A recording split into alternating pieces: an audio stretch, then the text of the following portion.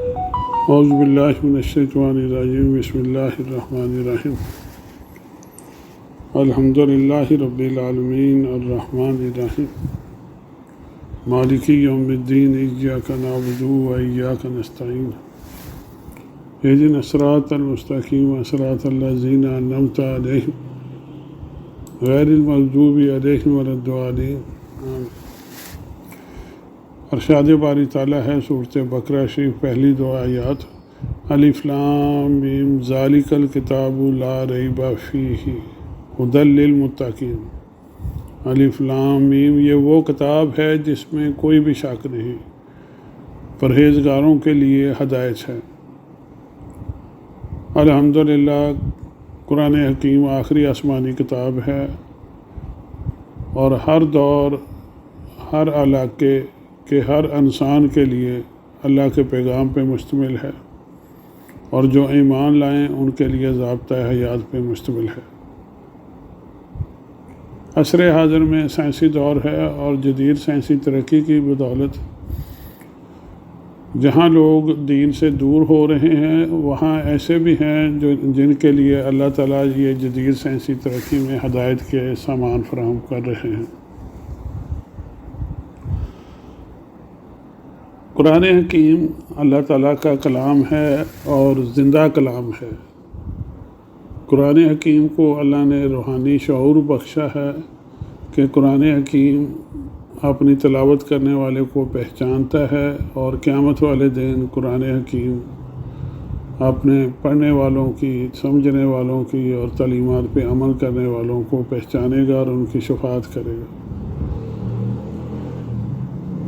قرآن حکیم حکمت و دانائی کا بے پناہ وسعتوں کا حامل سرچشمہ ہے۔ یہ اللہ کا کلام ہے، اور اللہ کے کلام میں جو حکمت، دانائی ہے، نور، روشنی اور ہدایت ہے، اس کی کوئی حد نہیں۔ علامہ اقبال رحمۃ اللہ علیہ نے اسی حوالے سے یہ انہوں نے لکھا ہے کہ آن کتاب زندہ قرآن حکیم، حکمت لا یزال است و قدیم۔ وہ کتاب زندہ جسے قرآن حکیم کہتے ہیں، اس میں حکمت کی درج باتیں ہمیشہ رہنے والی اور پرانی ہیں۔ یہاں قدیم سے مراد ہے کہ اللہ کا کلام جو ہے قدیم ہے، اللہ کی ذات قدیم ہے، اور جو اللہ نے مخلوق پیدا کی وہ حادث ہے۔ حادث کا مطلب پیدا ہونے والی شے۔ نسخہ اسرار تکوین حیات، بے ثبات از قوتش گیرد ثبات۔ قرآن پاک زندگی کے ہونے یا نہ ہونے کے بھیدوں کا نسخہ ہے، یعنی زندگی کے جتنے بھی اسرار و رموز ہیں وہ سارے قرآن حکیم میں ہیں پوشیدہ۔ جو سمجھنا چاہے زندگی کیا ہے، اس کا مقصد کیا ہے، قرآن حکیم اس کی رہنمائی کرتا ہے۔ بے ثبات بھی اس کی وجہ سے ثابت قدم ہو جاتا ہے، یعنی انسان جو ہے بڑا بے بس اور کمزور پیدا کیا گیا، لیکن اگر وہ قرآن حکیم کی تعلیمات کو سمجھے، ان پہ عمل کرے، تو وہ ہمیشہ کی زندگی پا جاتا ہے، اور زندگی سے مراد وہ کامیابی ہے جو اللہ کی رضا پہ مشتمل ہے۔ حروف اورا ریب نے، تبدیل نے، آیا شرمندہ تعویل نے۔ اس کے جو حروف ہیں ان میں نہ کوئی شک ہے اور نہ کوئی تبدیلی ہو سکتی ہے۔ اس کی آیات بینات کی کوئی غلط تعویل نہیں ہو سکتی ہے۔ قرآن حکیم کلام باری تعالیٰ ہے، اور اللہ کا کلام جو ہے وہ زندہ ہے، غیر مخلوق ہے۔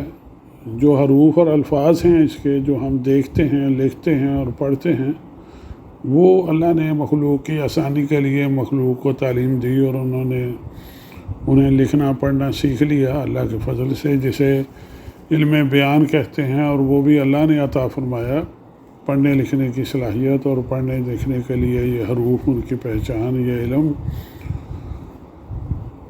قرآن حکیم کو اور اس کی تعلیمات سے وہی فائدہ اٹھا سکتے ہیں جن کے دل زندہ ہوں، اور اس سے مردہ دل زندہ ہو جاتے ہیں، اور پھر مزید آگے معرفت پہچان حاصل ہوتی چلی جاتی ہے۔ لیکن علامہ اقبال اس حوالے سے بھی فرماتے ہیں، تو راتن روح سے ناآشنا ہے، عجب کیا آہ تیری نارسا ہے، تو سمجھا ہی نہیں کہ روح کیا ہے۔ روح اللہ کا امر ہے، اللہ کا حکم ہے، روح کا اللہ سے نہایت قریبی اور خصوصی تعلق ہے، اور اگر تو اپنے روح کو پہچان لے، اپنے آپ کو پہچان لے، تو تیری آواز میں ایک درد اور سوز پیدا ہوگا، اور اللہ کی محبت میں، اللہ کی یاد میں تو جو بھی مانگے گا تجھے ملے گا۔ تنے بے روح سے بیزار ہے حق، خدائے زندہ زندوں کا خدا ہے۔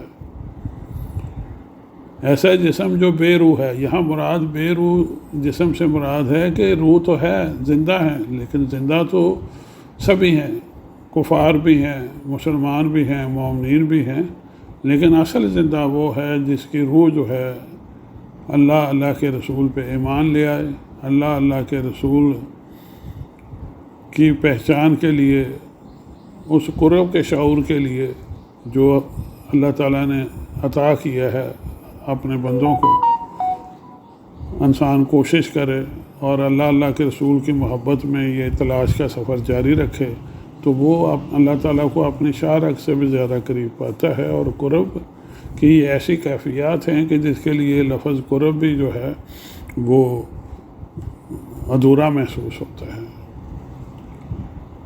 تو اس کے لیے دل زندہ کریں، خدا زندہ زندوں کا ہے، خدا زندوں کا خدا ہے۔ جدید ریسرچ ہے،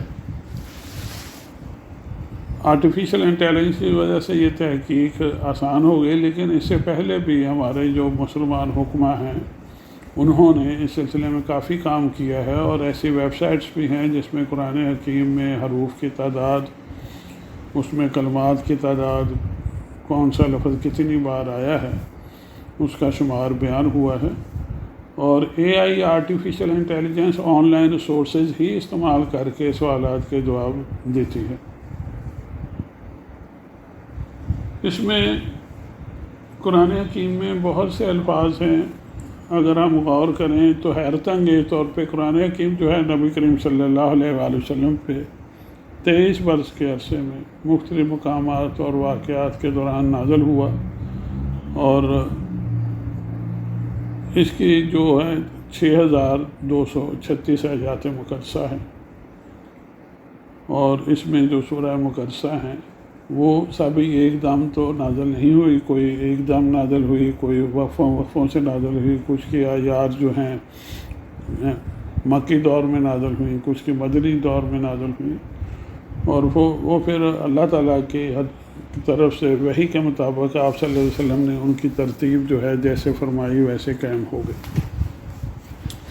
تو جدید ریسرچ ہے کہ قرآن حکیم میں بے شمار نشانیاں ہیں اللہ کی قدرت کی۔ اس میں آج ایک کے حوالے سے گفتگو ہے کہ قرآن حکیم پہ جو بعض الفاظ جو ہیں ان پہ دیکھیں تو حیرت انگیز طور پر ان کی تعداد جو ہے ایک جیسی ہے، اور وہ واضح نشان ہے نہ ماننے والوں کے لیے کہ یہ اللہ کا کلام ہے، اور جو ماننے والے ہیں ان کے ایمان میں اضافہ ہوتا ہے۔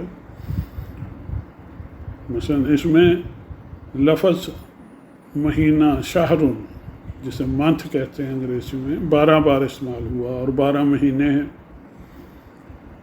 جو دن ہیں ڈے الیوم، یہ لفظ 365 بار آیا ہے، اور سال کے 365 دن ہیں۔ کچھ ایسے متضاد الفاظ ہیں جو برابر تعداد میں بھی استعمال ہوئے ہیں۔ اس طرح کے اور بہت سے الفاظ ہیں، اس میں چند ایک کی مثال دی جاتی ہے۔ لفظ زندگی، لائف، الحیات، یہ 145 بار آیا ہے، اور اسی طرح لفظ موت، الموت، ڈیتھ، 145 بار۔ ورلڈ، دنیا، اور اسی طرح ہیر آفٹر، الآخرہ، اس کا لفظ 115 بار آیا ہے، دونوں الفاظ۔ لفظ اینجلز، الملائکہ، اور ڈیولز، الشیاطین، دونوں الفاظ 88 بار آئے ہیں۔ لفظ الرجل مین یہ 24 بار آیا ہے، تو لفظ المرات وومین یہ بھی 24 بار آیا ہے۔ فیتھ الایمان 25 بار، تو لفظ ڈس بلیف الکفر بھی 25 بار۔ گڈ الحسنات 180 بار، تو السیئات ایول 180 بار۔ ہارڈشپ الضیق 13 بار، تو الیسر ایز 13 بار۔ ہیون الجنہ 77 بار، تو ہیل یعنی النار کا لفظ بھی 77 بار۔ الغضب اینگر الغضب 17 بار، تو فارگیونیس المغفرت 17 بار۔ فیئر الخوف 8 بار، تو ہوپ الرجاء 8 بار۔ ریوارڈ الثواب یعنی صلہ انعام یہ لفظ جو ہے 117 بار، تو سزا پنشمنٹ العقاب 117 بار۔ اسی طرح قرآن حکیم میں لفظ مکہ ایک بار آیا ہے، تو لفظ بکہ بھی ایک بار آیا ہے۔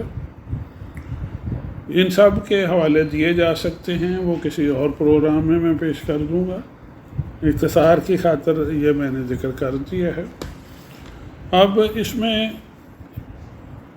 لفظ جیسس بھی 25 بار آیا ہے، تو ایڈم حضرت آدم علیہ السلام کا بھی ذکر 25 بار آیا ہے۔ سی بحر سمندر، اس کے لیے پانی کے لیے لفظ 32 بار آیا ہے، تو لینڈ الارض کا لفظ 13 بار۔ یہاں کچھ اصول بدل گیا کہ تری اور خشکی کا ذکر ہے، بحر اور عرض کا ذکر ہے، تو الفاظ کی تعداد میں فرق ہے۔ یہاں ایک اور اصول سامنے آتا ہے، وہ یہ ہے کہ ان دونوں کو جمع کریں تو یہ 45 الفاظ بنتے ہیں۔ تو اگر لفظ بحر جو ہے یہ 32 بار آیا، 32 کو 45 پر تقسیم کریں تو یہ 71.1% بنتا ہے، اور لفظ الارض 13 بار آیا، اسے 45 پر تقسیم کریں تو 28.9% بنتا ہے۔ تو حیرت انگیز طور پہ یہ دیکھیں کہ آج تک جتنی بھی ریسرچ ہوئی ہے، مختلف جو ادارے ہیں، میں ان سب کے حوالے بھی اسکرین پہ آپ کو دکھا رہا ہوں، جیسے انسائکلوپیڈیا بریٹانیکا ہے، ورلڈ ایٹلس ہے، کولمبو انسائکلوپیڈیا ہے، national oceanic and atmospheric administration NOAA ہے، United States geology survey USGS ہے، ناسا کا جو ارتھ سائنس ڈویژن ہے، CIA world fact book, national geographic, United Nations environment programme UNEP، یہ سب link میں نے دیے ہیں اسکرین پہ، آپ دیکھ سکتے ہیں۔ سبھی نے جو ہے متفقہ طور پہ لکھا ہے، اور یہ پڑھ لیں جا کے آپ، کہ زمین کا 71% حصہ جو ہے وہ پانی پہ مشتمل ہے، 29% حصہ خشکی پہ مشتمل ہے۔ اور جو قرآن حکیم میں جو الفاظ آئے ہیں انہیں جیسے میں نے کیلکولیشن بتائی ہے اس کے مطابق وہی کیلکولیشن ہے کہ تری کا حصہ 71.1% ہے اور خشکی کا حصہ 28.9% ہے، یعنی وہ 29% ہی بنتا ہے، اور 71.1% کو اگر راؤنڈ کریں تو 71% بنتا ہے۔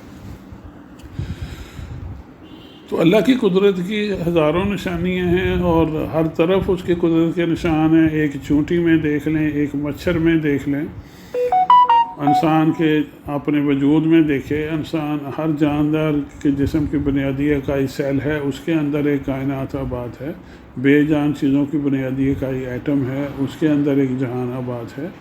ہر جگہ اس کی قدرت کی نشانیاں ہیں، لیکن ان کے لیے جنہیں عقل سمجھ ہے، جو یہ فیصلہ ہی کر چکے ہیں کہ ہم اللہ کی قدرت تسلیم نہیں کریں گے، وہ ہر دلیل اپنی جہالت کی وجہ سے رد کرتے ہیں۔